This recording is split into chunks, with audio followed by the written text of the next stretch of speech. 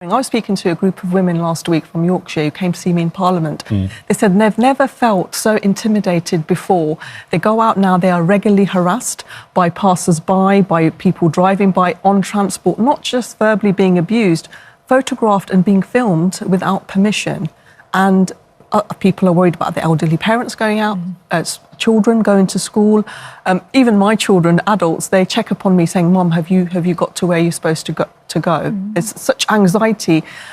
There's 4 million Muslims in Britain. It's the largest minority community, and we are deeply, deeply worried about our safety. And the government, and the reason why I wrote the letter is the deafening and dangerous silence from government. Now, I know Keir Starmer said something yesterday, about time. To be fair to Shabana Mahmood, she's just got into the role, but she can now set a tone that public safety matters regardless of who you are. The Prime Minister seems at a loss to know how to deal with the issue of immigration, because on the one hand he came to power saying he was going to smash the gangs, and yet the rate of illegal immigration, certainly in the boats, has in no way stopped.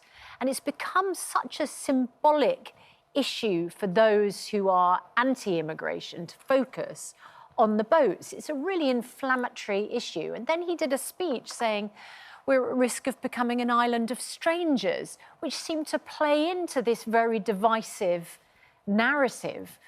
What would you say? Because he has to unite people who, as you say, put aside the far right, but he has to unite the people who might say, I'm on the march because, as you acknowledge, I'm concerned about immigration, and no one else is speaking for me in a way that publicly says that.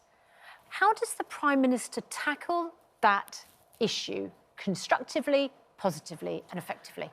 People do not want slogans like stop the boats and smash the gangs. What they want is to be listened to, but actual action. And it's not just about illegal migrants on boats. It's also actually legal migration that we need to consider as well, because, for example, on our helpline, we'll get hardship cases, so you get to sort of find out, what's going on. And I think what we need to do is sit down and have conversations around the country by everybody, not just by the white working class, different diverse groups on immigration. I think it's absolutely fine to be tough on immigration, but also be tough on racism and anti-Muslim hatred.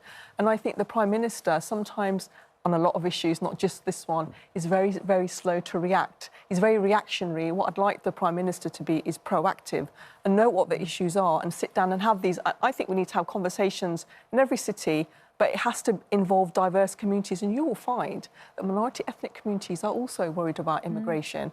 I did a survey last June and just during the elections to find out from Muslim women, what are you concerned about? 1/3 said immigration.